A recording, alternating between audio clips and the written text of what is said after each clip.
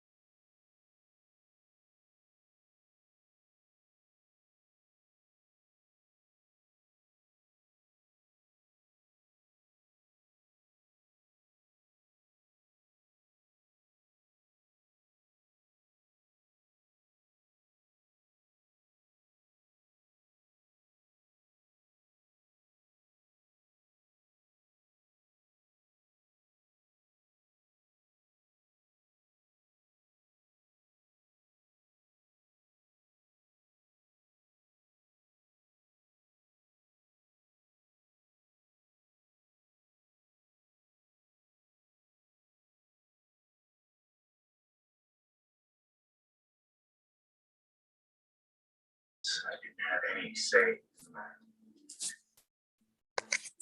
Wait, what are you talking about? What are you talking about? You're saying that everything that's been going on here, every conversation that I'm having, somebody listening. You've been listening to. Yes. I just thought that you should know. It is very important that you don't tell Tommy any of this.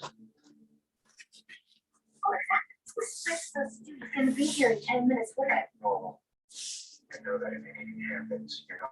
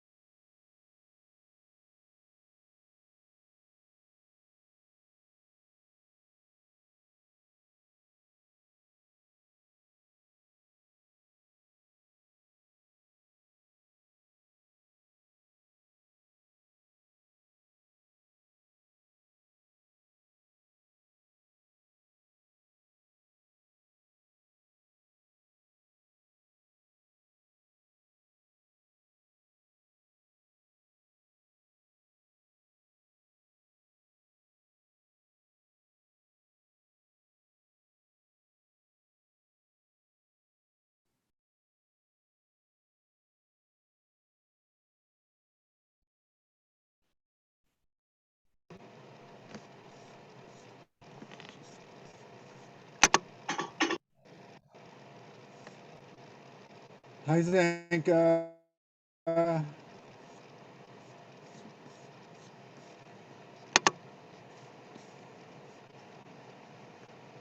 Hey, Mark, how's it going? Hey, Karina, good to see you. Right on. Hey, John. Hi, Zenka. Hey, what's up? Good to see you, beautiful. You too. Wow. Yay. What a fun group already. This is so fun. Yeah, it's gonna be good. Indeed. I'm going to start to, if you guys haven't done the survey, you can check that out. And I'm actually gonna show you the results. So I'll actually share a screen real quick. We'll show these guys. So a lot of people have done astrology, I Ching, Myers-Briggs. Oh, it looks like the drop off is Myers-Briggs, because look, you've got 30 at astrology, drastic drop Yeah. to 20 for I Ching, and then 17. Yeah. And then Yeah, I Ching, right.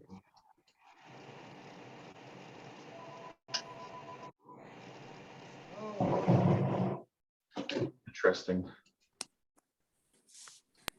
Yep. Yep. Oh, okay. Well, we're going to be starting. It's called Metaverse, and we're going to be starting it very shortly. This is what you're sharing. And yeah. it's- Well, no, we'll share this during the session. But I'm get used to being so low. So low. It's sort of the metaversal. Oh, you should lower the Is desk that- here. Yeah, is that weird? No, it looks good. So you can go up higher if you want on that. We're discussing Environmental influence, we're from the stars. Where's the question? Numbers. Do you think we can learn a lot about ourselves through birth and location information? Well, you can. Okay, I'll send you the link. No. Okay, all right. I'll send it to you. Just sure. On your email. Okay. Bye bye.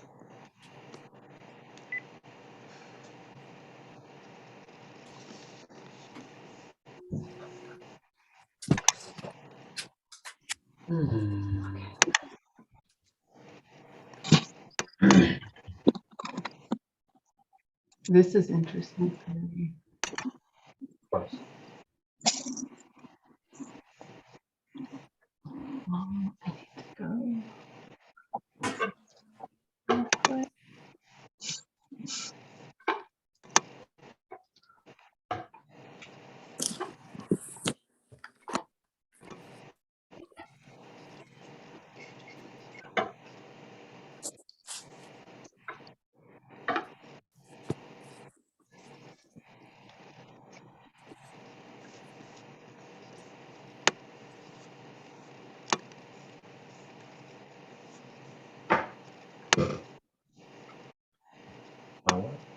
That's yours.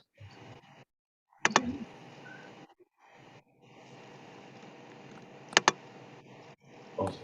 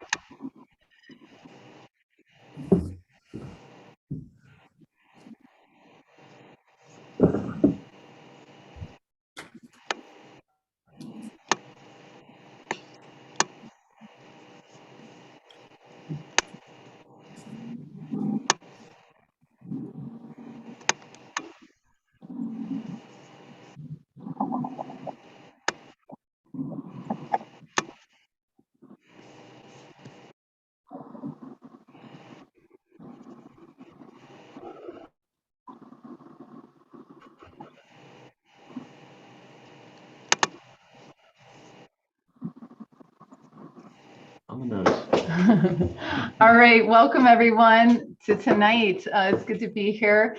I'm here tonight with Nolan Kisich, who is going to be talking about how to clarify your life and your vision through using some of the tools like Gene Keys. He's also going to share his experiences, his contact experiences. We're going to talk about Lyra. We're going to talk about angelics. He's also an incredible visionary about how we're going to be living together in the future, right? How can we find new spaces? And he's actually building a elven castle just outside of Flagstaff. So we're going to get into that a little bit first as well. So I want to start out by doing what we always do, which is a 60-second drop in to the field. So we can all do that. So let's go ahead and close our eyes and here we go, 60 seconds.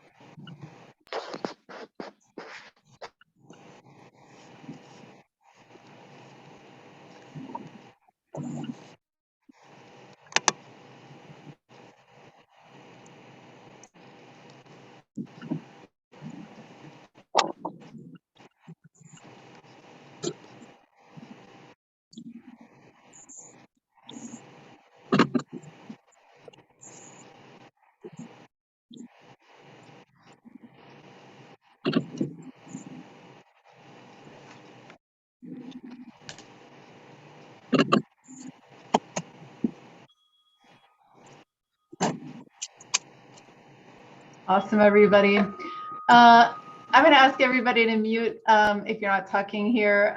Okay, so if it's your first time, welcome to Exo Metaverse. We're a citizen science platform for really figuring out what's coming up and what's new. We are excited to have everybody here tonight. So I wanted to give you a little bit of a heads up on some of the things coming up. So let me just share my screen here. So there's a big event coming up here in Sedona called the Angel and the Alien. And it's these two channelers. They're absolutely incredible. She's the alien, he's the angel. And they're going to be doing a lot of workshopping and it's going to be really, really powerful. I just signed up and I'd love to see you guys here in January.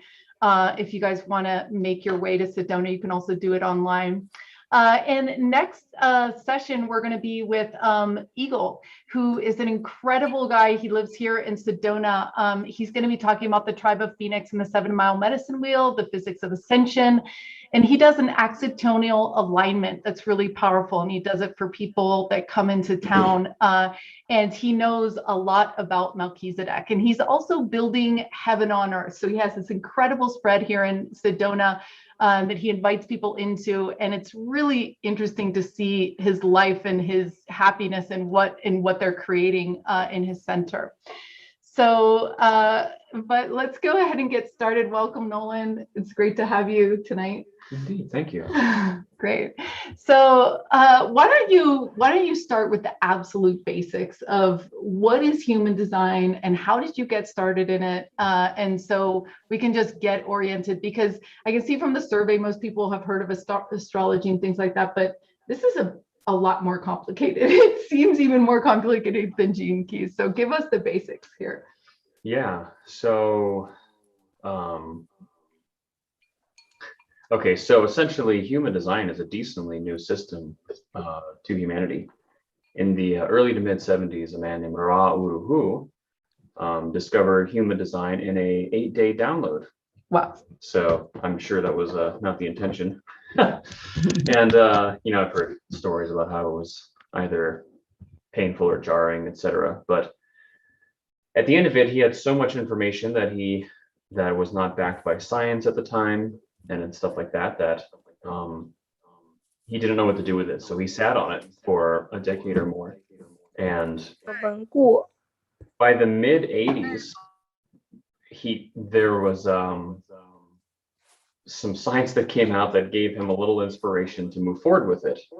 And he decided to start teaching people what he had really learned in his download meditative experience. So at that point, he starts putting it together and, you know, ways that people can look up their charts, etc. And he teaches like a small circle of people, you know, kind of like, you know, like an ancestor tree almost. You know, you teach one person who teaches another person, and those people teaches that many people and tells that many people, yada yada.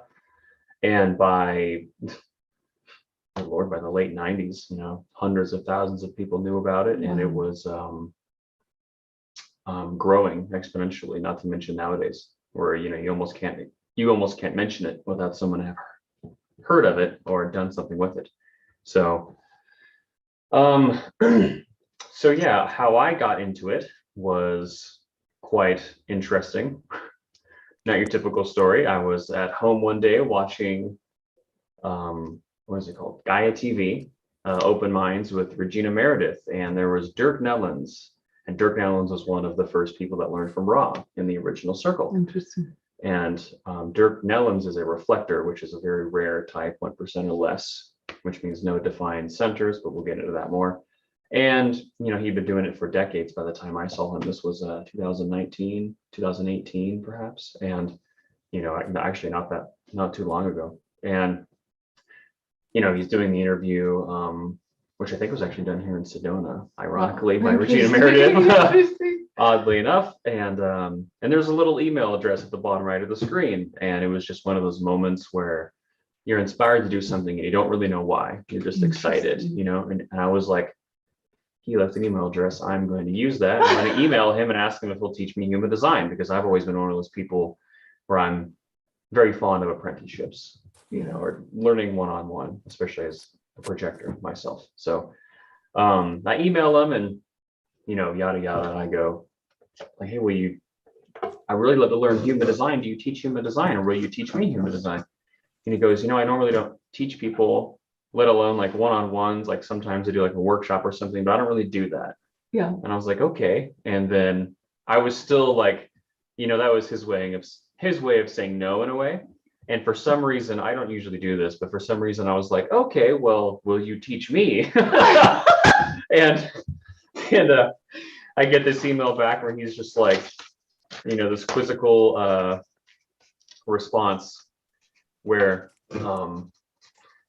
he doesn't really know what to say. I get this email back and he's like, sure, I guess let me see your birth information. So he sends me I send him my birth information, and I get like an email back later that afternoon. He says, okay, I'll teach you, but it's got to be these days and these times for this much money. So and so it began. I had an apprenticeship with Dirk Nellens, which was really, really remarkable. You know, not to like, there is a college that teaches this, or they call themselves a college, and there's a website and you can go through it.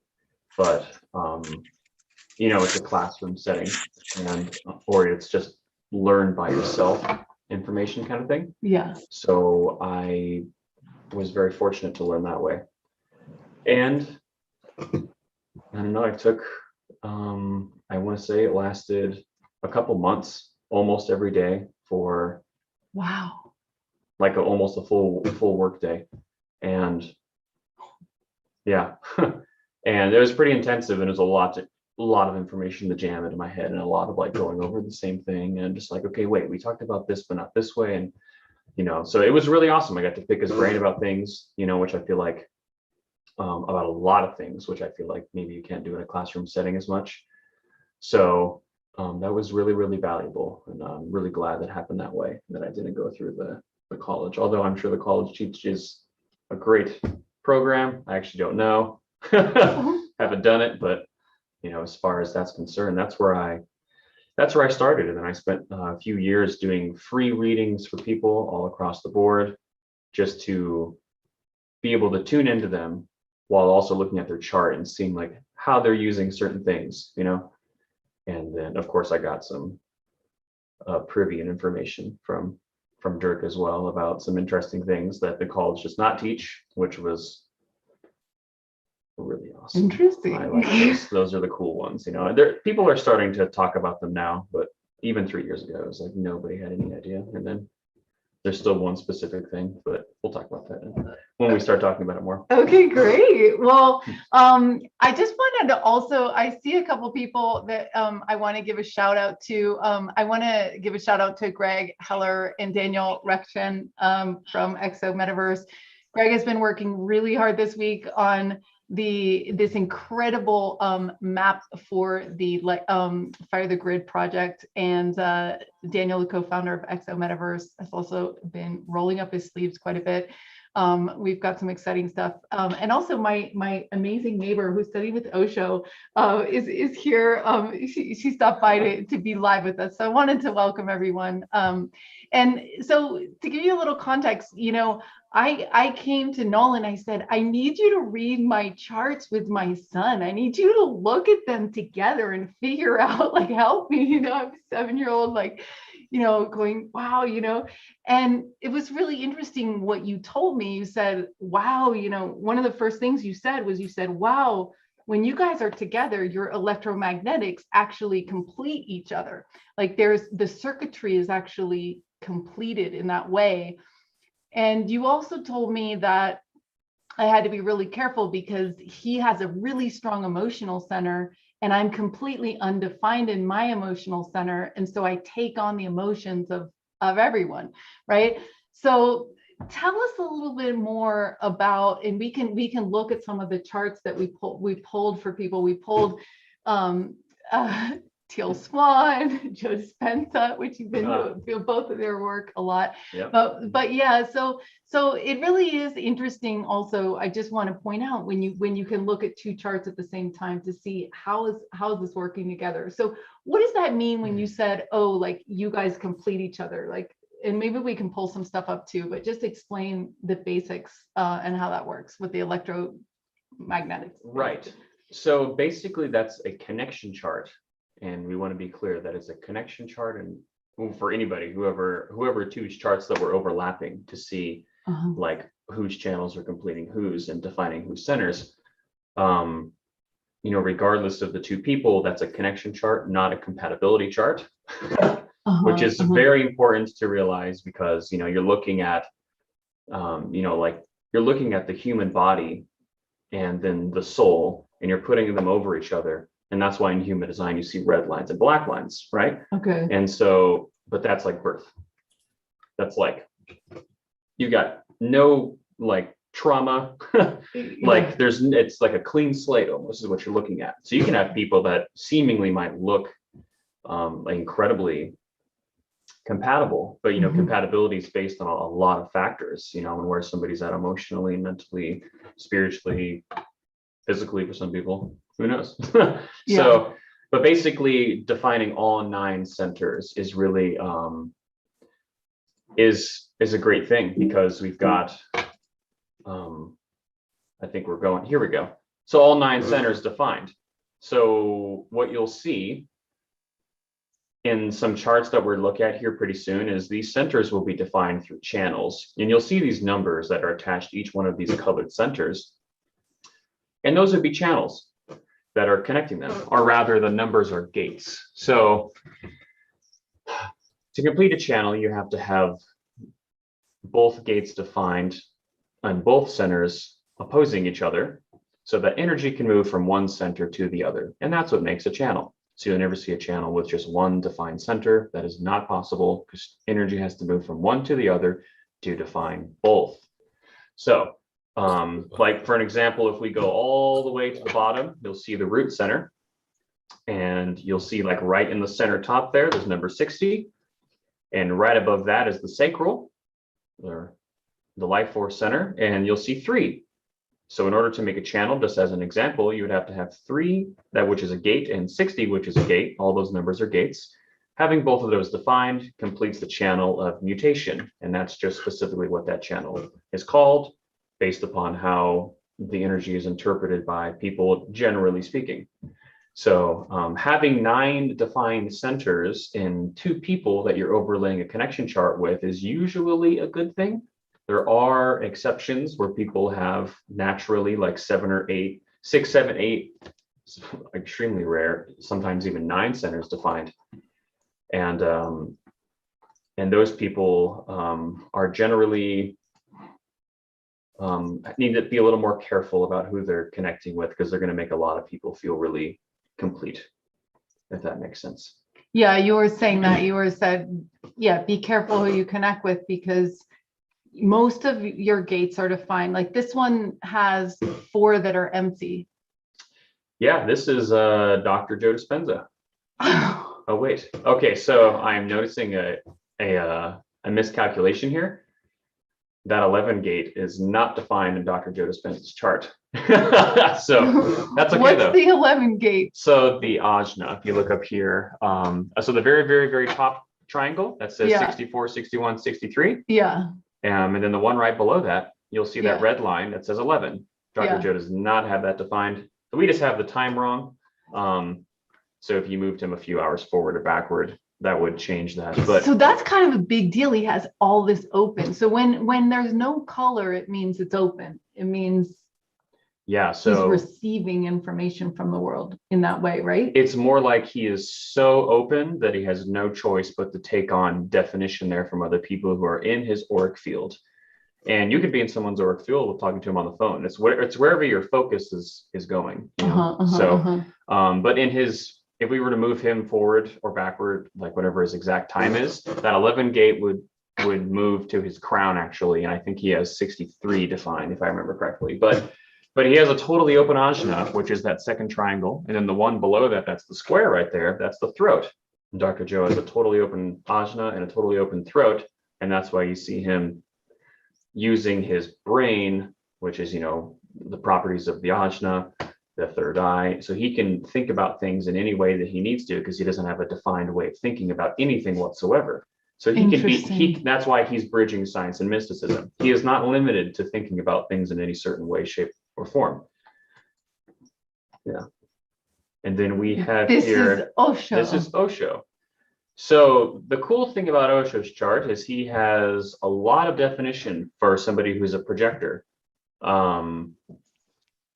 So I guess we should talk about aura types now that we're going from one to the other. So there are, generally speaking, 4 basic aura types when we're talking about human design, and I'm going to put manifesting generators and generators in the same field because Osho is a projector.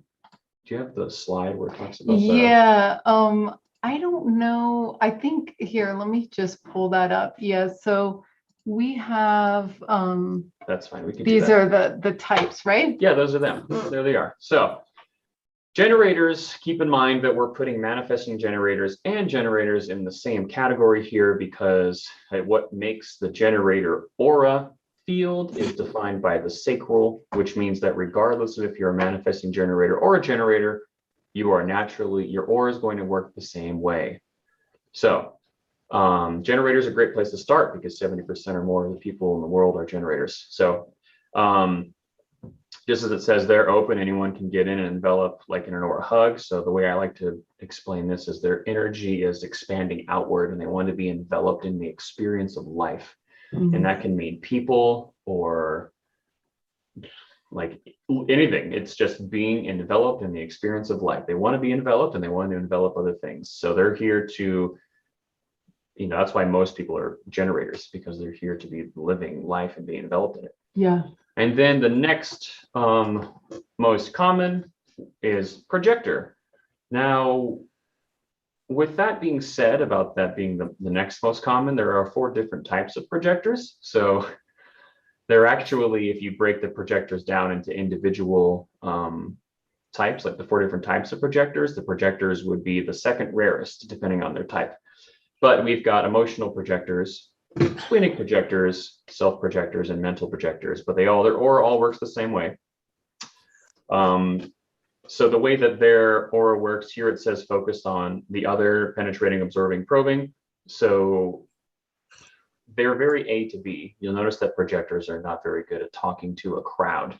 They're very like interested in what's happening in the other person, because the way that their aura works is they can penetrate into, like it says they're penetrating into someone else's aura and they can kind of see what's in their way. So the role of the projector here on Earth recently, because they've only been here since 1781 That's right. They're or new, 17 right? 1781, I think. But it's within 5 years of that, or 1778 or something like that. But yeah, so keep in mind these percentages are a little off. Generators definitely are 70% or more of the planet. And manifestors are actually kind of dying out. They're more like 7 or 8%, if not 7 by now. Reflectors, that may be accurate, but they've always been around 1%. And projectors actually hold more of like 17, 18% divided into 4, depending on the type of projector. So, but yeah, with that being said, the projector aura is meant to guide other people, because with their ability to penetrate into other people's auric field, they can kind of see what's in your way that you can't see, if that makes sense. Mhm. You know, but there's also something in human design called an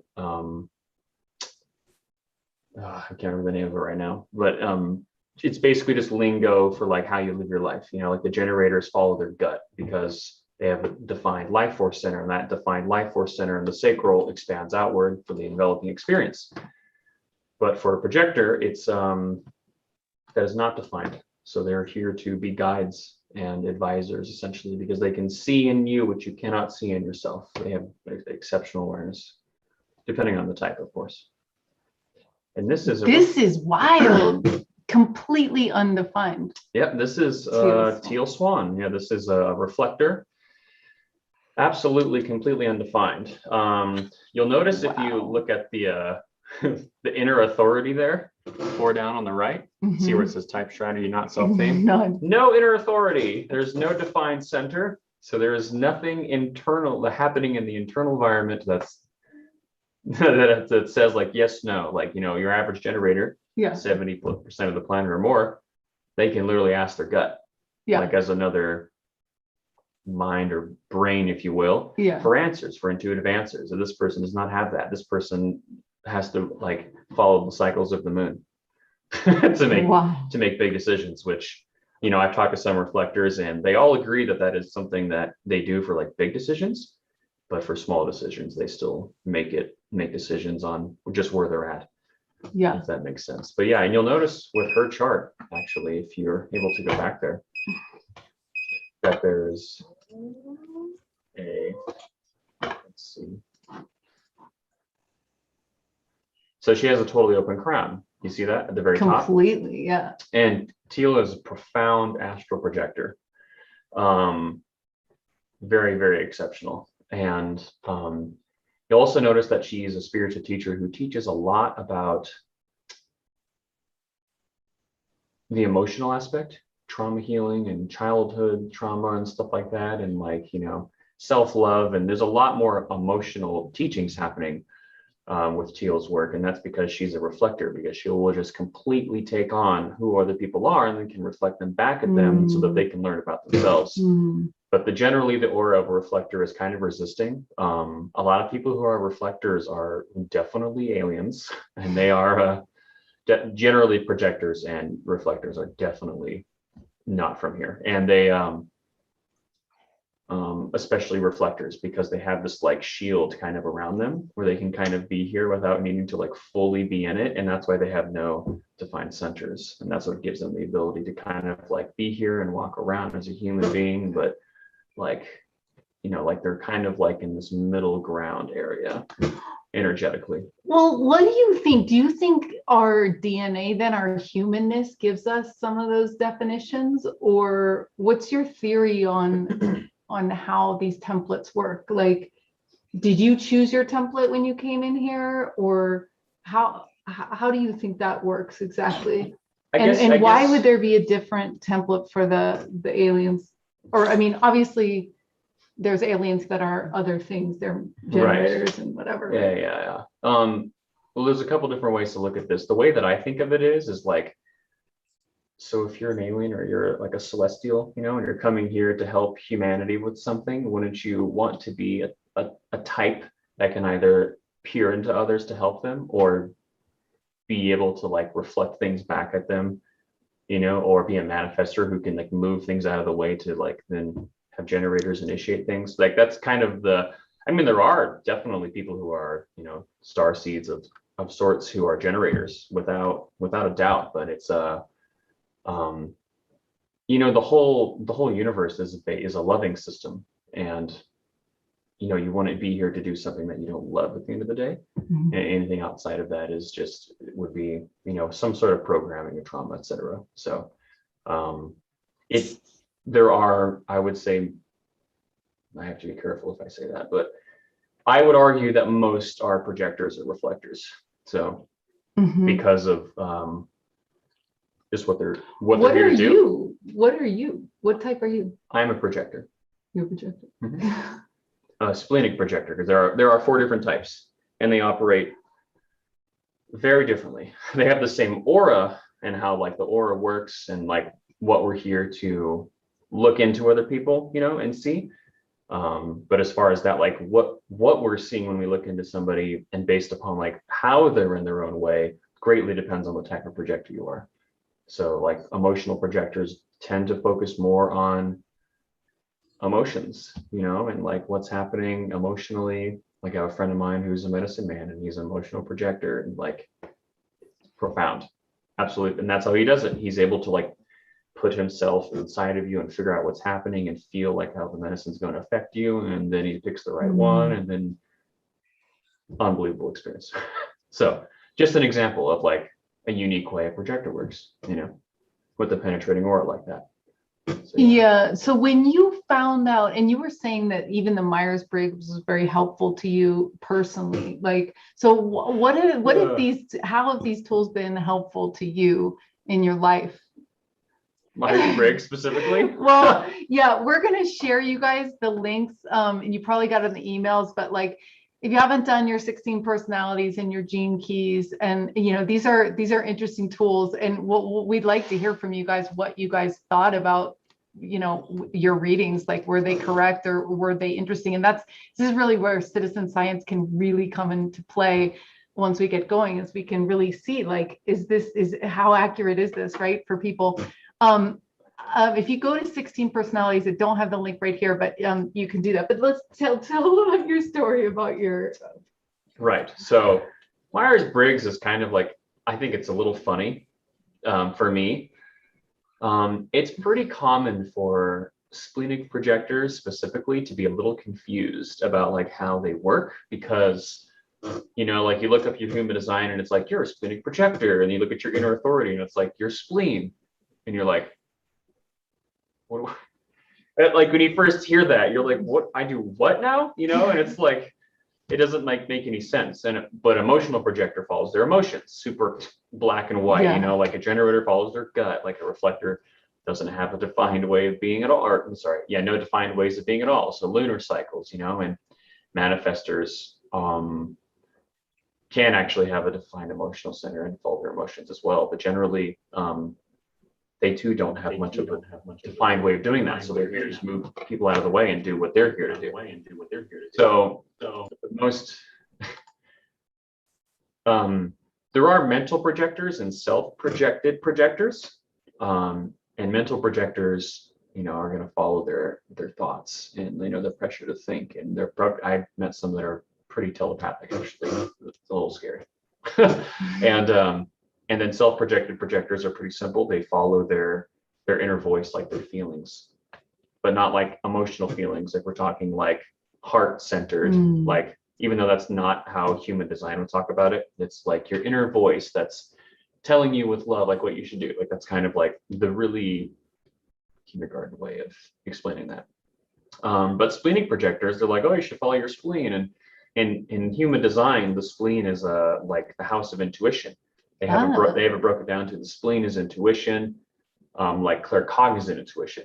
So like that, just knowing, and there's no reason why you should know or how you got the information or whatsoever. It's just there, right? That's like claircognizance, and in human design, that's spleen. And then when we're talking about like the ajna clairvoyance, that's all up here.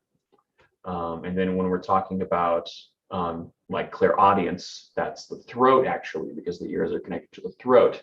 And when we're talking about clairsentience, which is like intuitively feeling, that's obviously your solar plexus, which is the emotional center in human design. So, being any type with a, well, I guess only being a splenic projector with spleen authorities can be very confusing, because it's essentially saying follow your claircognizance is pretty much what it's saying. So they're like, yeah, you like walk out into the woods one day and then just be like, claircognizantly let your intuition tell you I where to see go. an elven castle. Yeah, right here. so it can be a little interesting, to be honest, and it took a while for me to learn that aspect, because it was not easy at first. Well, so that's really interesting for everybody on the call to know that that inner authority, which he was describing about the sentience, right? Because we're all going to be developing our other senses beyond the 5 senses, right? And they often say that once you develop one of them, the other ones will follow after that. So if you can focus on the ones that are coming to you, natural, that are natural, that'll help you basically move through the other ones. I know that you had, we're going to share a little bit more, and then we're going to go into breakout groups, but I know you had a pretty powerful experience at the Teal Swan workshop. Do you want to share about that? Yes. Quick funny thing, I'm looking over here, and whoever Sandra is got INFP. I know a lot about INFP actually, so we'll mention that in a minute. Teal Swan's Curveball Retreat, and it's called the Curveball Retreat because there's no direct way of doing it. You show up and you get whatever you need is what you get, kind of, and it's a whole week long. And of course, anything that's teal related is going to revolve around childhood trauma, most likely, or something like that, of that nature. So being there for a week was just like being in a week of nonstop trauma release, which was great. Actually, I loved it. I thought it was the best thing ever. Some people thought it was really daunting. Other people wanted to leave, and you were saying that trauma release opened up space in your body for all this other major powers that are coming in for you. So just to know, you guys, that it's worth it. It's worth it, right? Yes. So when I was at Teal Swan's Curveball Retreat, this was August 2020, and long story short, I actually had everyone got at least like one session that was pretty long, and mine was like 3 days before the end, I want to say, and it was really helpful, and got a lot of stuff out of the way, and it kind of knocked a lot of things free and different perspectives, and got some inner parts of me moving and flowing better, fluidly, whatever the word is. And the next day, okay, I show up, and one of the other men in the group, because we had broken into groups of like men only, just for this specific, that's not always a thing, but for this one, it was what we did. And this man, who's actually a friend of mine now, he was diagnosed with like bipolar disorder. And when they were doing like looking into those splits in his consciousness, because that's what happens when you're traumatized, something happens that you feel that you don't have we'll call it space for now, like the space or the right atmosphere to be dealing with what's happening. So you split your consciousness, and then basically you make a new split that can deal with what's happening here, and this gets suppressed, and that's trauma, like on an energetic level. So they were uncovering a lot of stuff with him, and there was this woman who was channeling the part of him that was suppressed, and she was like screaming in terror, like I like worse than any sort of like horror film type loud screaming. And it was just and something in me was like, this is familiar, this pain, and the previous day I had got a lot of let's just say alignment in my inner environment from doing that with my own splits and such. And it was almost as if like the screaming of this person had sent me on this, like I started to shake a little bit, and then all of a sudden one of the men in the group came over and just like kind of like held me for a second, you know, and he's like, whatever you need to do, like just do it, because I was sitting there like this. I was like hyperventilating, you know, just from somebody else screaming. And I just like, I screamed so loud, and it's the perfect place to do it, you know, where everyone's there for the healing. And man, yeah, I mean, time was a little different there, and Teal's really honed in. So she's working on, you know, this man, and you know, the rest of the men's group are kind of just holding space for me while she's trying to finish that, because that he's still having his thing, and that you know, girl who's channeling that is still screaming, and then I'm screaming, and then she comes over, and I want to say it was like an hour later, and at that point I was like plateaued on the couch, like staring up at the ceiling. Like, ever been so exhausted that you're just like staring at the ceiling and you're like, yeah, it's okay, I could die right here. This is it. And she comes over and, you know, without going into all the details, very serenely walks me through a soul braid, which is basically a walk-in. The only difference is that it's the exact same thing, except for the current soul remains, and then the being that's coming in, which is generally extraterrestrial, in this case gets braided with the current soul that is in the human vessel. And so I was walked through a soul braid for that, and that was a year and a quarter ago. So pretty recent, actually, considering time and all that doesn't exist. Wow. So how do you imagine that happening? Was it that this other soul was like, hey, I want to be in there, and she was able to facilitate? Or was it like, why did that happen then and there? And what was the effect in your life? So that was a soul contract, actually. And that part of me that came in was actually a part of my higher self. It was a different aspect of me that was living a, we'll call it extraterrestrial for now, life.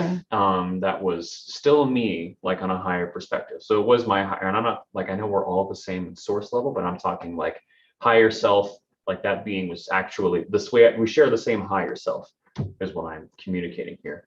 So when that happened, the best way that I can explain that is, it was like releasing. If you're a glass, like this glass, okay, and let's pretend like everything that was up here, like above the water, was just this like soot, you know, and we'll call that trauma. And it was like I had poured out a substantial amount of soot out of my glass, out of my vessel. And it was as if my higher self came in with this like picture, and it was, I mean, I get the same visual every time. It's like this golden source light that you like would visualize if you ever tried to like, as a human, visualize what source would look like. This like golden light kind of thing, and just poured right into my glass until it was as full as it could be. And then, you know, with that happening, there was a part of me that was like, the soul contract, which means that it was probably going to happen because it was agreed upon before I came here, was like, if you get to this point and you go through this and you release that, then, you know, when you fill in with your higher self, then I'll come in as well. We'll braid and we'll create one new soul, essentially, you know. So yeah, so very, very interesting experience. The most blissful experience I've ever had in my life by a long shot. So, like, just the amount, like, there's nothing like, and this is just why I'm so gung-ho about people doing trauma healing work, you know, there's nothing like pouring out pain and just feeling like your higher self just takes this golden like light and just pours it into you, and you're just like, it is unbelievable. There's nothing like it. Wow. So, and your life really changed because of it. Like, now you're building this village, right? I mean, it was like you saw a big shift, right? Like right away, right? Yeah, I think the biggest thing that it taught me was, it sounds so archaic, would that be the right word? Like, where something's like so basic that it's like evasive almost. Which like, part is basic? What do you mean exactly? The number one thing I learned was that I am love, and that everybody is love, and that I didn't really have to try to do anything. I just needed to be love and do what I love, and that the control was already built into the flow of life. I didn't really have to control it anymore. And that was like the real beginning, because like when that happened and you can feel that much like love source coming into you at that once, that's a lot of energy. And it's like my perspective changed instantly. Like it was no longer, all the years of my life leading up to that, it was I have to try really hard to do this. And I was like super bulldozer. Like even if I didn't want to do it, I'd do it. Just do it like almost like self-harm, to be honest. So, having that perspective of being love just completely 180'd me. 100%. So wow, interesting. So we're going to go into breakout groups right now. If you want to stay on, Nolan has a really strong recall of his past lives, and he's going to talk about angelic lives and Lyran lives and the universe and all sorts of different things. But this is recorded, so you guys can always get it later. This is your chance to really connect with others in the community, share your stories. So tonight we can talk about, what's the trauma you want to release, or what trauma have you released, or you could talk about your chart and your journey with discovering that and unraveling that. And then always you can talk about your contact experiences. So if you don't want to go into a great breakout groups, just ignore the thing on the screen. You're just going to ignore it and you're going to stay in the main group. We're going to stay in the breakout groups for 20 minutes, and we're going to everybody designate a timekeeper. That timekeeper will divide the time about 4 or 5 minutes per person. And when it's your time, you get to talk. You have the whole time. No one should interrupt you. If you want feedback or other things, you can request it. I think that's it. So one more thing, I'm going to be moving people around into the group. So the first moments while this happens will be a little bit crazy. So just wait till things settle down and then you guys can start. Okay, so I'm going to go ahead and start these. And Nolan, why don't you talk about, so we have this series about, our first contact experience or our best contact experience. So I want you to talk about, it could be either one of those, and let me just get this stuff started. And I'm going to kind of make the camera toward you because this is sort of a series that we have. So okay, if you want to scoot forward. Sure. Okay, cool. All right. We're just sharing. all right. Okay. So what is it? So, okay, so Contact experience? yeah, so contact with the other realms. It could be angelics. It could be your experience with your past life, where you just really had a contact experience outside of yourself that was profound. It could be with ET. It could be, So let's break this down a little bit because Okay. there's actually a lot. I'm one of those people where I always ask like the universe, I was like, well, I wonder what past lives I had. And I get all these interdimensional other species answers, but I never get anything human. It's very strange. But which I have had human past lives, in readings. So it's just for some reason, the universe is like, oh, you'll enjoy this. Look at that. But let's see. So the most connected one I would say is going to be the celestial one. I just say celestial because I feel like the word angelic is a little more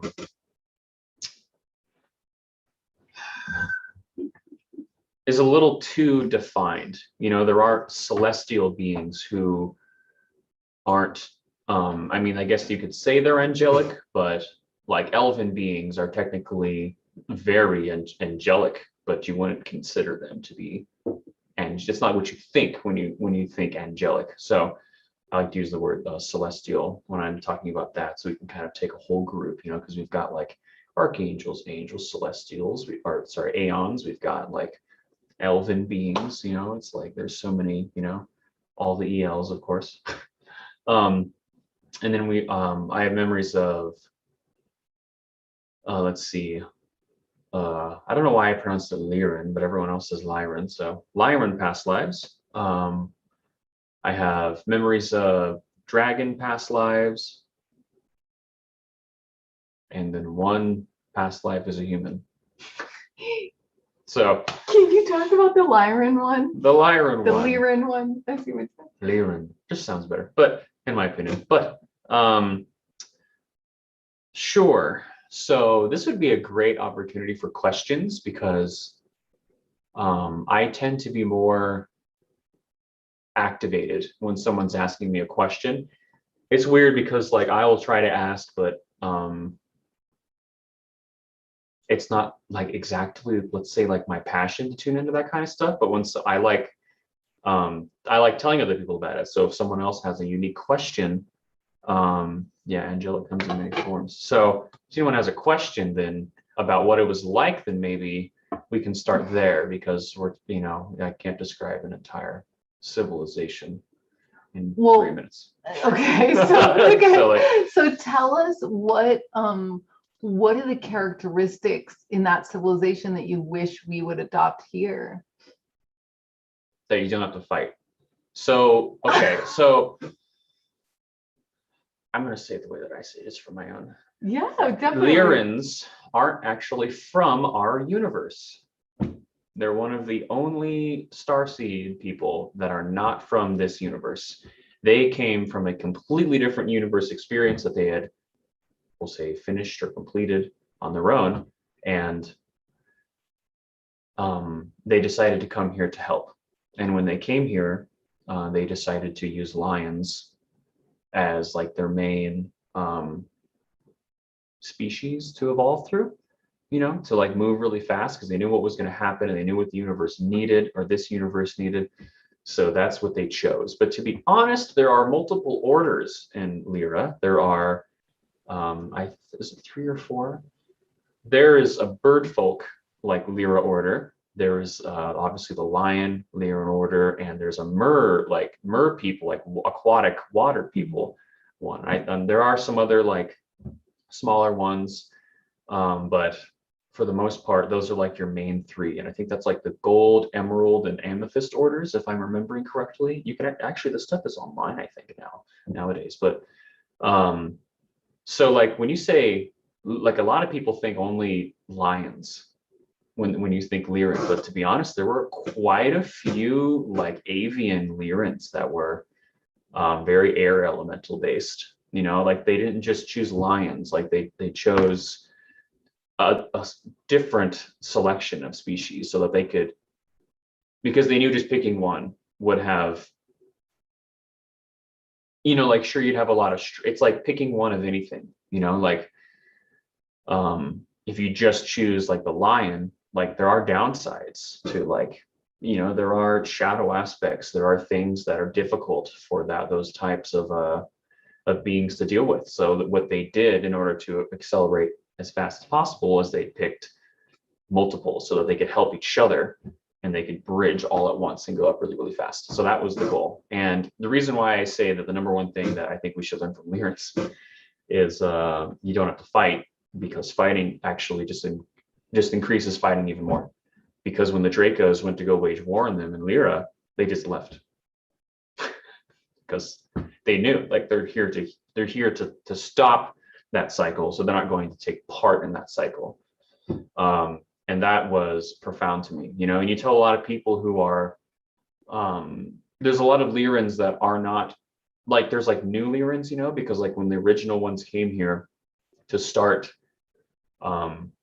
let's say ascending, for lack of a better term here, those ones had a lot of knowledge and wisdom that they brought from the old universe, but some of the newer ones that were born didn't have the same lessons, let's say, like in their memory fragments, for lack of a better term. So for them, they adopt a lot of the lion traits, you know, or like really hard-headed and going to go forward and be the leader, but they'll fight anything. So it's like there's a interesting split that happened with, you know, some of the old Lyrans that came here that were like, no, we don't need to fight. Let the Dracos are going to come to our constellation or planet, and they're going to try and start a war with us, but we're just going to be like, no, you guys, you can have the planet, we'll leave.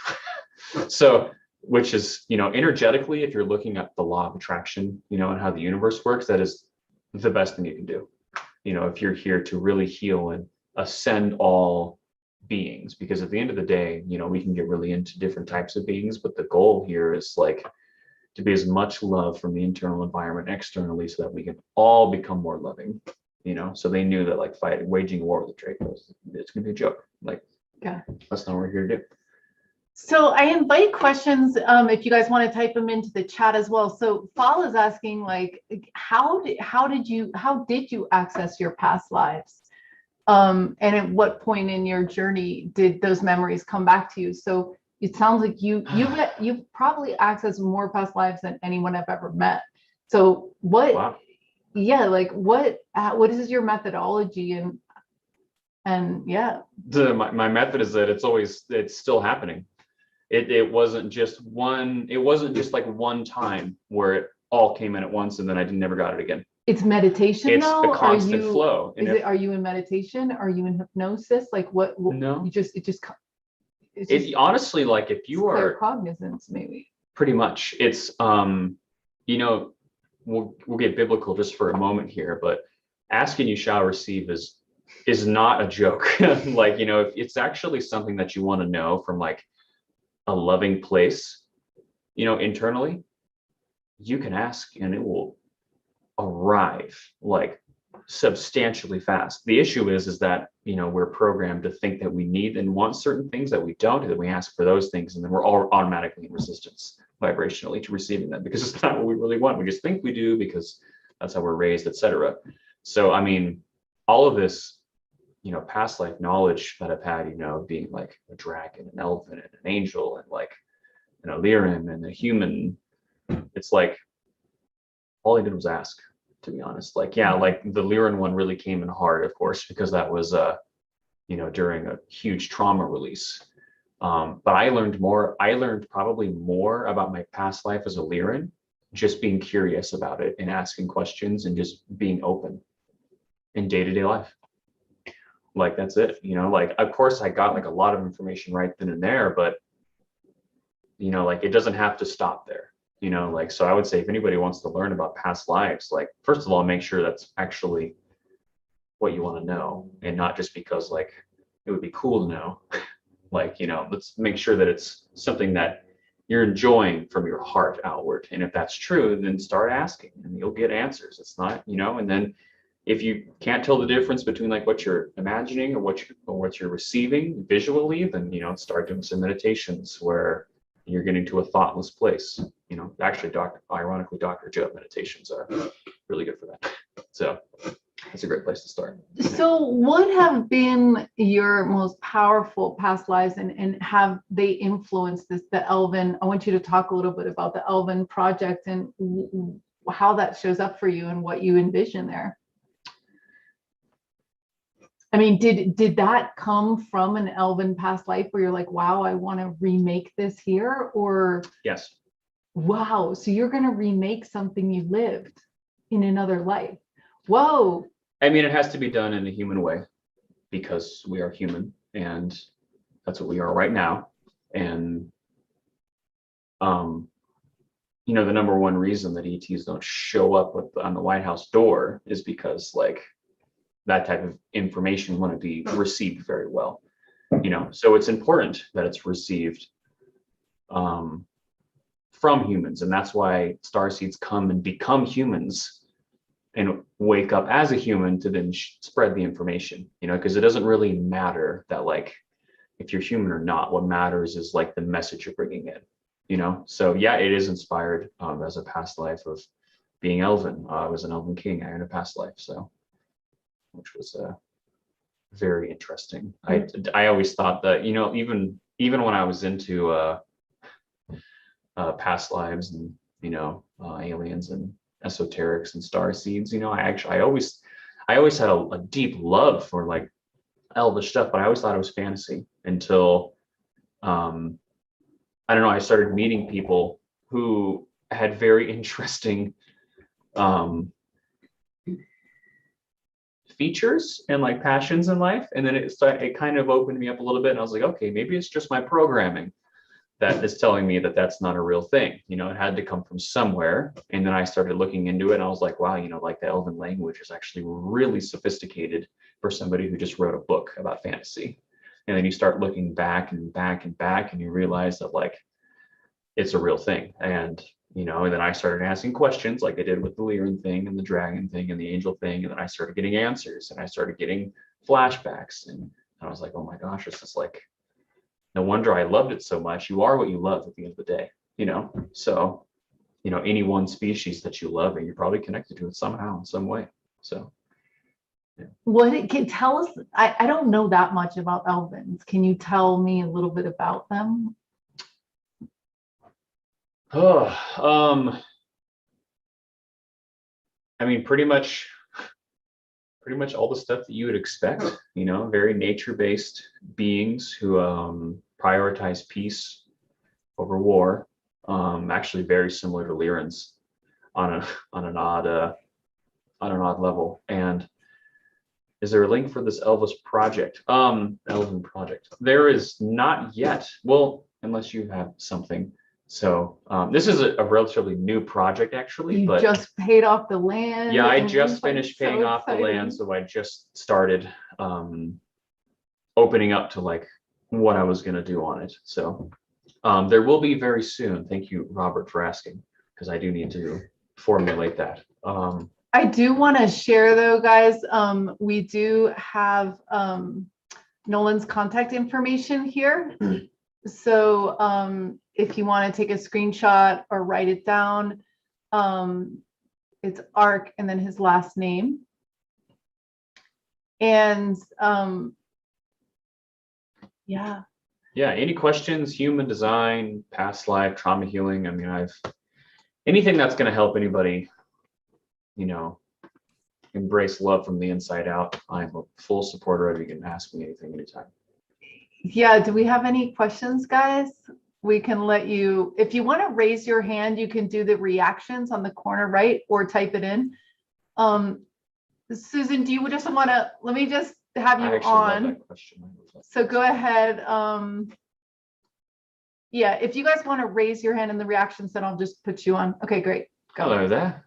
Hi, I'm just curious about how these, what you feel is the purpose for this human life experience, how you've come from those other experiences, and what you think the purpose for this human life experience is now for you and for everyone, especially during this apocalyptic appearing time. Right. I think the first thing that I want to say is, you know, it does appear apocalyptic, but we wouldn't be here if it were doomed to fail. So deep breath. It's gonna be all right. This answer to the first part. So for me personally, because I heard you ask me and then also other people, right?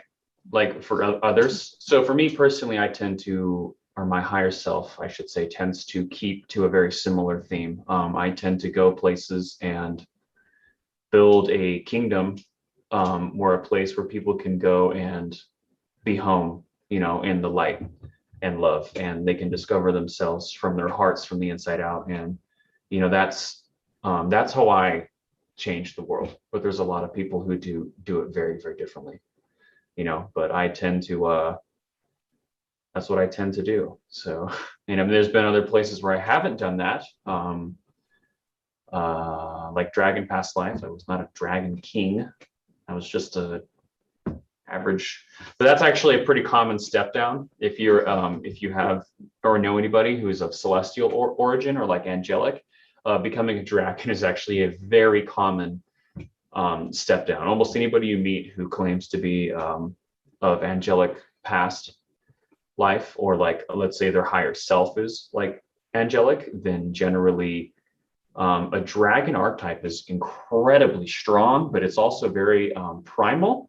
So it's a great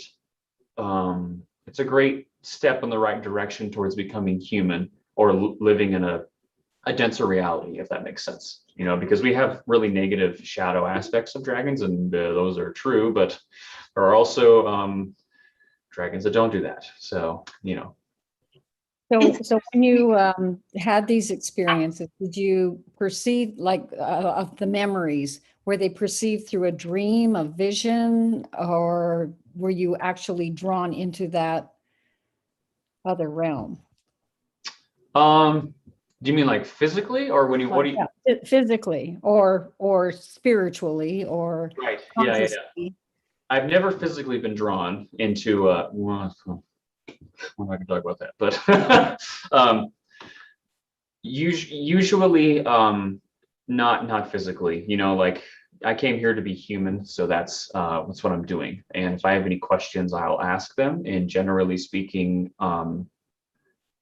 it's usually during a meditation, but it can happen when I'm just walking down the street or pulling up to work. Like it's pretty interesting how it comes in sometimes. Sometimes I hear it, sometimes I see it, sometimes I just know it, like claircognizance, you know, but kind of how you were saying, you know, like I followed my claircognizance first because that was my primary way of receiving intuition. And as I did that, I ended up being much more clairvoyant and clairaudient in those other two realms. And that was very helpful because claircognizance is very confusing at times. And when you're first starting out, because you don't know the difference between like, if you just made something up just then and there, or if it's just like something you received. But most of the time, lately, at least when I'm going to say lately is like the last year or two, it's been clairvoyant, which is the easiest way for the human brain to kind of process something. If you know the difference between like what you're visualizing and what you're receiving, it's like you see something like that, and if you know it's coming in, like there's almost no way the ego can argue that.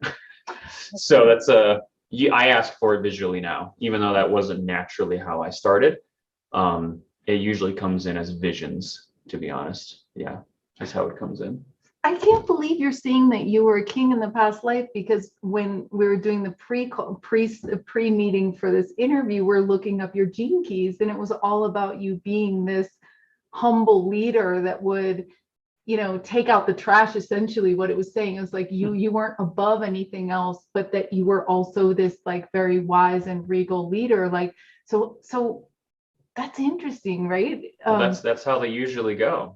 Usually go somewhere, and there are people who are already in power who are wanting to be in control, you know, and manipulate systems and what they're doing. And it's usually a fight, to be honest. Or I shouldn't say a fight. It's a struggle at first to get up there, if that makes sense. You know, actually, this life has been the easiest one yet in that regard, because you know we live in a time where there are not really kings anymore. So it's actually more accepted, oddly enough, with that, because nobody's here to fight it. They're just like, you know. But generally speaking, it's you know, you come into an experience where there's already people in power like that, and they do not take lightly to the whole concept of like, oh, you're a king, you're actually the servant, and your people are, you know, you're a servant for your people. That's what you are, you know. Like, do you love your people? You know, like, what are you, like, why are you the king? Like, what are you doing? So it's, you know, and that's a foreign concept to a lot of people in power, especially power like that, where one person is absolute law, you know. So but yeah, that's been a common theme. It was the same in Lyra. That's the dragon one's the only one I could think of where that wasn't the case, actually. So yeah, that's interesting, as we're like rethinking leadership in the modern age. It's like, well, we don't even really want kings because we want the people to lead themselves. But how interesting that you is someone that is a servant, right? So it's like the opposite. Are you? Is that your live stream going on? I think we just have someone that we need to mute. Welcome, Hunter. I see Hunter here. He's also tirelessly paving the way of this exo revolution. Yeah, Hunter. Okay, great. Yeah, so do you want to talk about any other visions about how your perfect installation would be in Flagstaff? Like, you talked about having, you know, different enclaves that people would get, you know, they would have their spaces in, and having it be really geometric and beautiful, and how they would, like you said, feel really safe when they're in there to. Yeah. So my favorite way to explain this, because somebody asked me this question one day, and I think they expected me to doubt myself, but it actually made me sharpen. And I'm glad they asked me, because now I'm going to share it with you.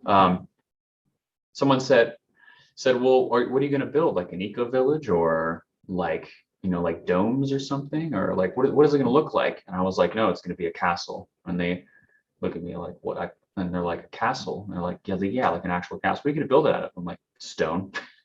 And they're just like, they just give me this weird look like, and they're like, so like an actual castle. And I was like, yes, like an actual archetypical like castle, like a kingdom, and they're just like, well, like, don't you think, the whole thing with, I don't do politics much. What was the guy's name that make fun of his hair? Trump. Oh yeah. The whole thing with the walls, so they're all like, well, why walls? Like, don't you think that it like, from the law of attraction perspective, if you're building walls for protection, that you're going to like be inviting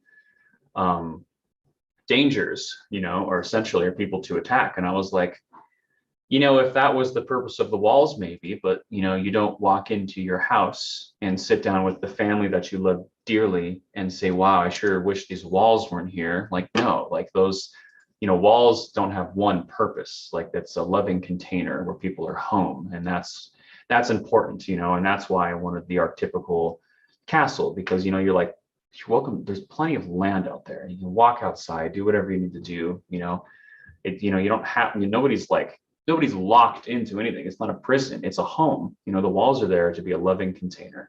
And that's really, really important to me, and I want to build the homes for people. I want them to be nice. I want them to be, I want people to want to be there.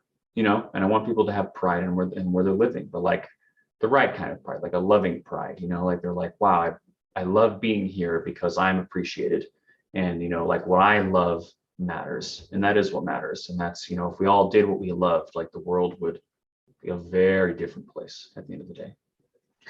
Yeah, that's why I think it piqued my interest so much when you're like, I'm not just building an eco village, I'm building an elven castle. Like that, that has the energetics to pull us out of, to give that extra energy, to give that extra effort, to make something that's like so fun. It's like, are you really getting away with that? Like, that's great, So it's like, I think you're going to get a lot of energy behind that. And I'm glad that it's going to be close by so we can check it out. Yeah. I'm going to go ahead and close the breakout rooms. Now, this is a chance for all you guys to come forward tonight to talk about an experience that you've had with contacts on the other side. And we'd love to hear your stories. If not, we can also ask people questions. And then cool. So John West is saying he created a multi-dimensional Unity rock garden. That's so cool. John, do you want to come up and talk about that? Sure, yes, I'm right here. Okay, I'm going to put you on here. Awesome.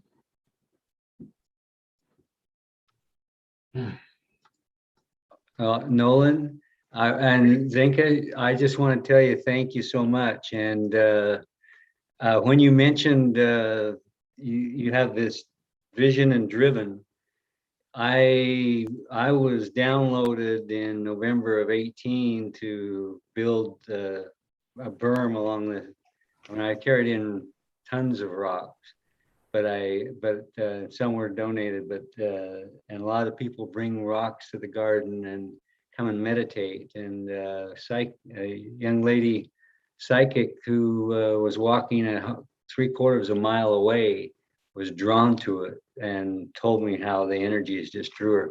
But it is when you're driven like that, I feel like I'm one with the rocks. People say, well, how do you do this? How do you arrange these, stack them, make designs? I said, the rocks talk. The rocks have talked to me from day one. And it's like they put themselves in harmony. Like it's like a symphony of patterns and designs. I just posted I put up the link on YouTube, but Kenji Kamara just said, John, he saw it recently, but it's those things that you share that make me ask what my other connections were. Why is this so important to me? How do I feel so connected and get lost in another world and see beings, and I can feel energy in there. I had someone dematerialized 10 feet from me, and I watched him walk the half block toward me. And I have had a UFO experience out there at night. And it's been those things, and what you're saying, I lived in Flagstaff. I just am anxious to hear what you're doing with that. It's just so powerful. It's Yeah. energy, and Zenka, for bringing us all together always. It's that's service. It's service. Thank you. Indeed. Awesome. I'm so glad you guys.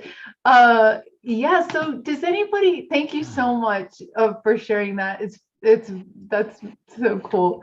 And I think you're right, that like passion is going to drive us. And I love that you just hit upon the same thing of asking you shall receive, because that's like one of the most central messages that you're leaving with us tonight, is that if it truly comes from your heart, and you will get it, and whether it's clairaudience or clairvoyance or a castle, right? It will show you how to do it. It will show you how to build it. Yeah, trust me. The first time the universe was like, hey, you're the king, you need to build a castle in America. I was like, what? I had to hear that one a few times. So, and I get it. So yeah, follow what you love. It definitely always pans out, And if you do remember where you're from, or you're having memories, try to tune into what it is that you love about that and bring that here. It's no coincidence that you're remembering. That's all. Yeah, definitely. Does anybody else want to share a story about a past life or a contact experience that they've had? Or any experience you had? Did anyone do their human design chart? Did anyone pull that up and have some questions for Nolan? Knows it was trained by the best in the world. Okay, maybe top 10. Top 10 people in the world. Let's be modest on this topic. So Dirk's yeah, pretty good, but... did anyone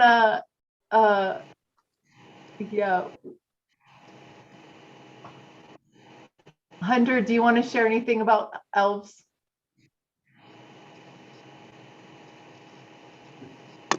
Hey guys, can you hear me? Yeah. Hey, so I tuned in late, but Robert notified me that you guys were talking about elves, so I had to hop on. Yeah. What's your connection to elves, Hunter? So I've role played as elves my whole life, and I never put too much thought into it until I was listening to some Abraham Hicks and Joe Dispenza, and their whole thing is like to be coherent with yourself. And so I ended up one day last year, I was writing out like my ideal elven lifestyle in like my journal, and I wrote about all these things that seemed like very elf-like things to do and ways to live. And I then proceeded to put together musical playlists that reminded me of elven homes and that sort of thing. Wow. Rivendell, for instance, that kind of music. And I listened to this music every night. And for months, I would do that meditatively, and I would get visions in my mind. And it wasn't until later when I watched Adam Apollo, and he has a talk about different backgrounds. I've talked to Adam Apollo. Please continue. I'm not surprised. And he talked about his past life as a half-elf and the connection with Sirius, the star system. And what he described and his memories that came to him, which apparently he's relived, were uncannily exactly like my own.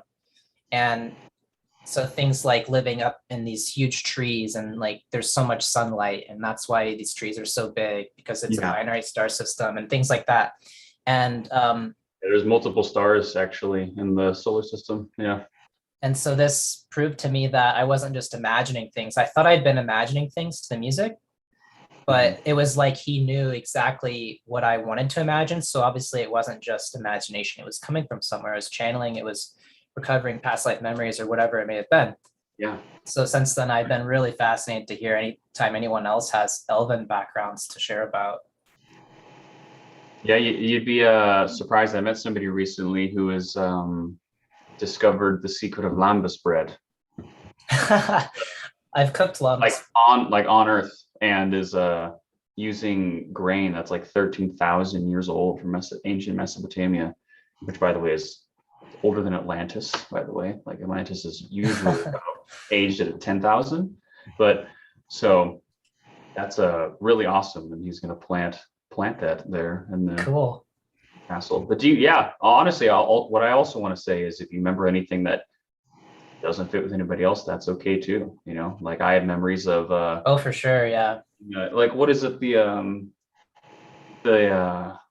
first I don't like the new ones as much, but the newer Hobbit films, the very first one where they get locked away by Legolas and Thranduil. Yeah. The inside of that kingdom is eerie. That is like almost exactly what I remember. Like The one in Mirkwood, like in the second one, I believe that is. yeah, the second one, yeah. The inside of that is eerily accurate. I couldn't believe it. I was like, wow. Interesting. The light is kind of gold, like that gold tint that I was used to. So yeah, I mean, there's other factors too. Like I also remember like some white ethereal lights that were like natural, that were just like present for some reason. You know, my human doesn't understand why, but Wow. You talk about the lighting. I mean, I have had so many synchronicities that have come full circle for me, but one just as an example, like I put together all this music that sounded elven to me, just generally sounded elven, right? yeah. And one of them was this group called Slender Bodies. They have an album called Komorebi. And that's the Japanese word for light streaming through the trees.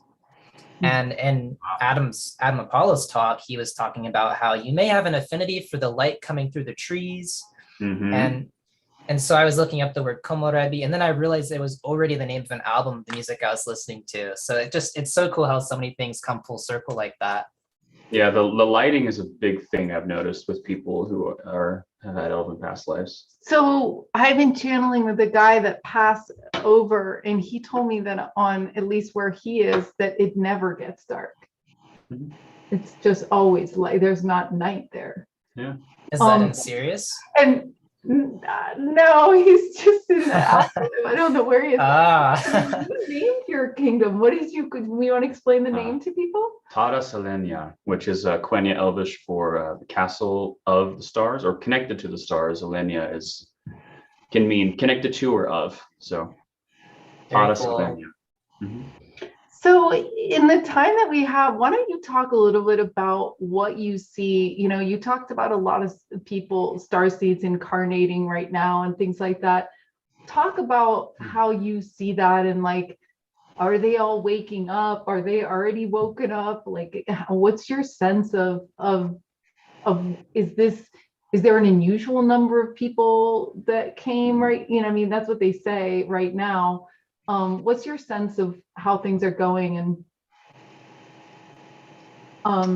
how this is always a strange conversation for me, because there is a lot of people who are manifesting as humans that are star seeds, but they are from places that are actually relatively nearby when you look at like the size of like the universe and how many galaxies there are. Like you don't see a lot of I mean, they're coming more and more apparent, but I mean, there are other galaxies that like we have no idea about, that have beings that like you see what I mean? Like, so, and I've met some of them, you know, but like generally speaking, like, you know, a lot of Orions and Pleiadians and Arcturians are like, they're like right next door, like relatively speaking, when you think about how vast the universe is. So you know, I haven't I'm sure there's a part of me that's lived all of those things. I'm sure everybody has, but you know, I'm not as familiar with those. So it's hard for me to say, because I don't have let's say an affinity, you know, to be able to tell like what somebody would be a little more in the ET realm, because my experiences have been very like angelic, elven. Yeah, talk about the Lyran. angelics. So but to round up the question, yeah, there are a substantial amount of people coming here to be human that are, have not been human before, or maybe they have been human before, but they have a lot of they're streamlining a lot of energy from past lives that they're bringing here. So it's rare actually to find somebody who's never been human who's a starseed. That would be, I would say that's a reflector. Not all reflectors, but that'd be a subtle giveaway. But yeah, there's a good, I would say like right now we're probably at like 20% of the population are starseeds, which is a lot. 30, yeah, 20 So or 30, yeah, wow. that is a lot when you consider how many people are here. So the real question I feel like, or the real answer to that question I feel like that is important is like, what is it that you're bringing here? If you are one, or if you meet one and you're not, like there's something that they're bringing in that is love based, or else they wouldn't be here. There's something that they're bringing in that's coming from the heart, that is a passion for them that they want to get across the board. So that's the real question, I think. Talk about your angelic heritage and your connection in that way. Oh boy, you guys ready That's, for the? This is the real. That's This is the real biggest rabbit hole. connection you have, right? So the best way that I can explain this, is anybody here familiar with like the Gnostic story of the aeons and the pleroma? I know everybody's muted, but so don't need to answer that. For those who are, that has been the most intuitively accurate story I've ever read about the creation of the universe. Because when I first started my spiritual path, for some reason, the only thing I could tune into was like my angelic past, and past being relative, of course. And we are interested in your opinion. Let me wrap up my story. Oh, I don't see you. Oh, sorry about that. Yeah, there's a lot of people, but we don't so see your we don't hand see up. it. Yeah, And hands are supposed to go to the left, I think. Or they're supposed to, yeah, they're supposed to show up on the top. Oh, there we go. Now we see it. oh, Now there we see is. it. Okay, yeah. But yeah, so essentially, the story goes, there's like the pleroma is right outside of source. Okay, and source becomes self-aware, and then there's the consciousness of thought, because the first thing that happens is there's a thought, and then a split happens. And I guess according to trauma healing, that would be traumatic, but that's just a joke. Sorry. And then thoughts are being thought about in different ways, and then you start to get all these different aeons. And then the story goes that Sophia, the aeon of wisdom, was dreaming something in the pleroma, which is just like this magnificently heavenly place right outside source, and that she was dreaming up something, and that she decided to go into the dream, and then she fell, and then the chaos happens, and then she's in this like black void essentially, and she starts creating things, but she's missing like the masculine counterpart, so there's like a lot of creation happening, but there's not a living container that she needs. So then like, this is of course my interpretation, but what I've intuitively picked up on is that Yahweh in the Bible was her attempt to create her own counterpart. And that's why you read about Yahweh in the Bible being this like very like destructive force. And it's like, and he's like smiting things, and like, because like an aeon created from another aeon, like outside of the pleroma, while, in a desperate attempt for like a counterpart, and then the story goes is like, we're all here to try and reascend that, back up into the pleroma, for lack of a better term. So my first, I had memories from what I will call the pleroma, and then I have memories of being angelic in heaven, so to say. And the angelic, and the reason why I'm explaining the stories, because I want to make it clear that when I say heaven, we're talking about very high dimensional place that was created by Yahweh, and that's why I told that story of understanding. But yes, I have memories of being Azrael, so I don't tell too many people that. So that's because it tends to really be an interesting conversation that upsets some people, but I think everyone here is interested. So, yeah, very interesting place. You know, I'm pretty sure that the way that I see it is just being interpreted, you know, through my human, but yeah, it's like a place where it's kind of, I wouldn't say it's without fear, but it's as much as you could get without, you know, going straight to what I would call the pleroma, right outside source. So that was a very interesting experience. I'm not sure exactly what you want me to talk about on that key, Well, but that's so interesting that it's a place without fear. almost without fear. Almost without fear. There's extremely, like, it's almost as subtle as you could get, extremely subtle. Maybe we could all try that tomorrow. It's like spend and then see if you can spend one whole day. If you mess up, start the next day without fear. I've been using a watch, like a sports watch, and every time I worry, I hit it and I count, and I get like 6 a day. And like worry Wow. is fear, so it's the same thing. But that will be an interesting exercise for us to know that we're okay, that we know that everything's perfect, that everything's fine, that we're doing great, that there's not no worries, impossible for me. Well, It's- that's in a so, day. So you could do it with I was about to say. you could do it with It's totally natural. you could do it with a bracelet too. Like every time you worry, put a rubber band, put it on the other side, because it's about training our brain. Like, no, like why are you worrying about something that didn't happen? Or why are you worrying about something that did happen? Like, I'm always worrying about stuff that hasn't even happened yet.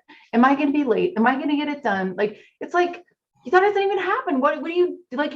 I'm like reverse manifesting my life. And today there's gonna be a lot of fear. We're going through extreme change. So we're being influenced by the field of everyone and ourselves and this uncertainty. But what if, like, I mean, maybe we should try that as a group tomorrow. Like, wake up. I have a better. You're saying it's not possible? No, I have a better idea. Because you can't be without fear. You would straight dematerialize off the physical plane if you were without fear, like in your internal environment. Like, good Lord, even ancient like gurus, like, you can't be here without choosing to be of a dense reality. Like, if you had no fear whatsoever inside of you, you could not be here. It's not possible. But you know, the type of fear, type of fear worrying, I mean, 22 million users for Fire in the Grid. Yeah, I worry all day and night trying to ponder how to do it and what's going to happen. It's not possible. But doing astral travel, out of body and stuff, and other things, there's worry, fear about losing self, being injured, being whatever. Yeah, that I don't have anymore, really. Yeah. So interesting. I think the best most of the time. If you guys really wanted to do a fun, I think it's fun, but maybe not your average person.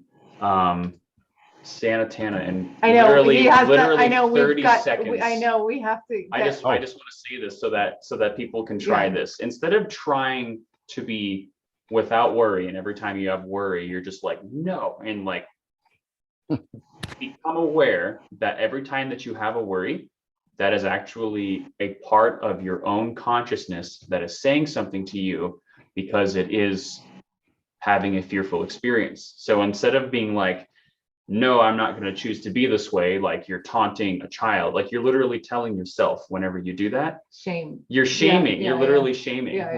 If you look into like but how trauma, it's retraining. But okay. Right, but there's a better. What if there's a quicker way to do that? The quicker way to do that is to be like, okay, there's literally an aspect of me, of my consciousness as this human right now, that is worried about this experience. I'm going to talk to it instead, because it's literally me. Right. Like, you see what I mean? Like, would be you rather a loving best friend to you and be like, because it's okay.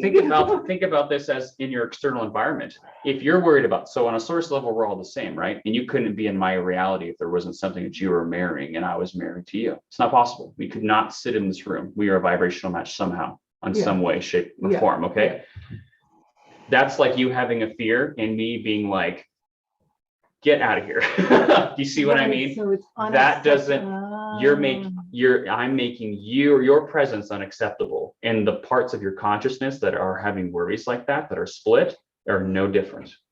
They just don't have a physical body, but they're inside of you because they're a part of your consciousness and your vessel. So instead of like being the commander, you know, and bulldozing all your parts that are you, and there's a lot of them, I understand, but like, walk yourself through it, because that's self-loving, and that's what's actually going to make the biggest change is love.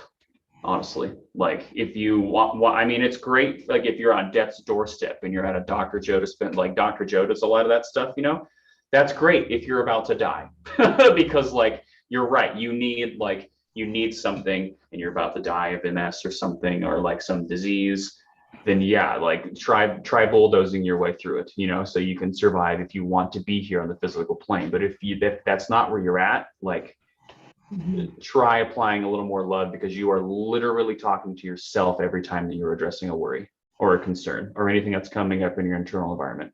That's exactly what's happening. Wow. And you had said that by the time you're 30 years old, you've had how many trauma splits? Like the average person? You 18. So by the time you're 18, how many splits have you had? So I've heard that it's about 120, and that's if you have really good parents. You've had 119 different occasions from the age of 0 to 18 where you've had a traumatic instance in your childhood. And that's if you have really good parents who have plenty of energy to raise you and stayed together and love each other and did a really good raising. Wow. So, but don't be daunted, because like having more parts actually does give you more energy when you integrate them. So there is a balance. Interesting. Cool. Yeah. And well, Santa Tana. Yeah, you have the last word, Babaji. We just have go for it. We just have a few minutes, 2 or 3 minutes. Okay. My problem was I didn't think I was going to be able to unmute, but I guess I succeeded. Yeah.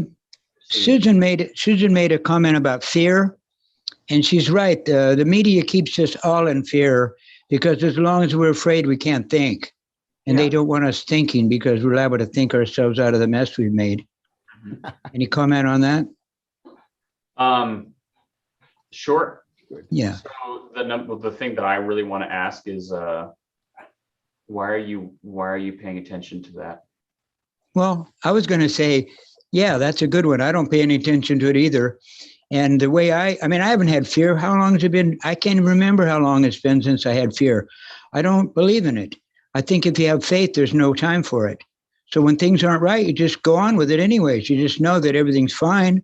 Somebody's got your back. I mean, that's what God's all about, right? And now the other thing I wanted to bring up was this thing about the castle. I was told to build a palace. They told me where to put it, and they told me how to build it and what they want it to look like. And it's supposed to be some sort of, I guess, a universal place where all faiths are acceptable. You know, not this guy or that guy, but everybody will be welcome. And it's called the Temple of Peace, Love, and Understanding. So I would like to visit you in your castle. And when I get mine built, you'll be certainly welcome in mine. I do appreciate that. And you should build it, if that's what they said. If that's what you love. If you don't love, you don't want to. No, it's all about money. You can't do anything without money. So you wait for someone that's got the money that has the same idea. And then you give them ideas, they give you cash, and you put it together. So it's just a matter of time. But hey, thanks for the time, Zenka. You better get on without me. One more thing I want to add, because I realize what I said might have been interpreted not the best way. What I meant by is, why are you paying attention to that? What I think what I would like to say instead is, what is it that you can really do about that? Well, you could go to GoFundMe if you're talking about money. He's talking about the news. I'm talking about the news. Oh, the news. Oh, yeah. You just got to realize that they're the enemy, and they're going to poison you. They're going to give you lies. Everything they've ever told you is a lie. Who brought down the Twin Towers? You know, they didn't tell you who did it, right? And I won't tell you either, not right now, who killed John Kennedy. They're not telling the truth. You know, what did they say about David Koresh? I mean, it's all bullshit, and it's all done by the demons. You know, in Sanskrit we call them asuras. So the asuras control the community, and the first thing they do is they grab up the radio and the television, and they've got the internet now. Everything you're exposed to is lies. You just have to learn not to listen.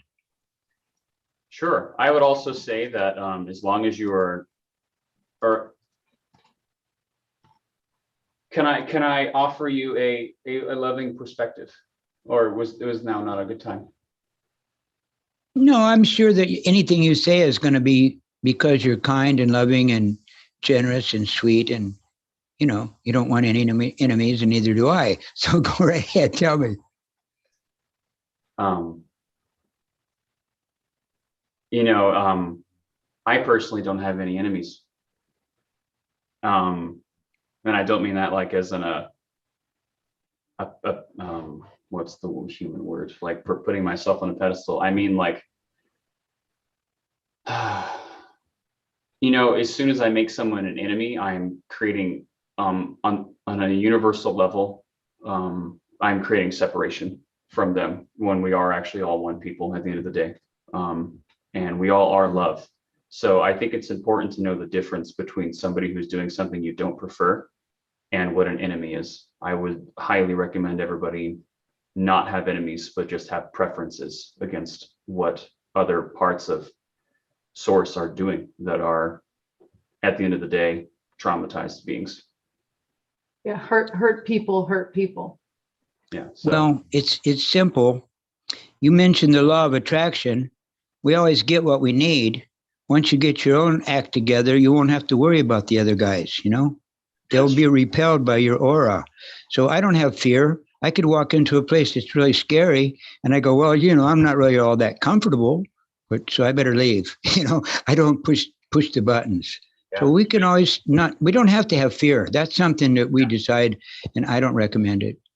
No, I agree. You know, my dream is to walk up to whoever what we perceive as the deepest, darkest world leader and just show them love at the end of the day. That's honestly, if there was a way that I could get there and to meet the person or persons and just spread love with them, I think that would be the most impactful thing anybody could ever do, honestly.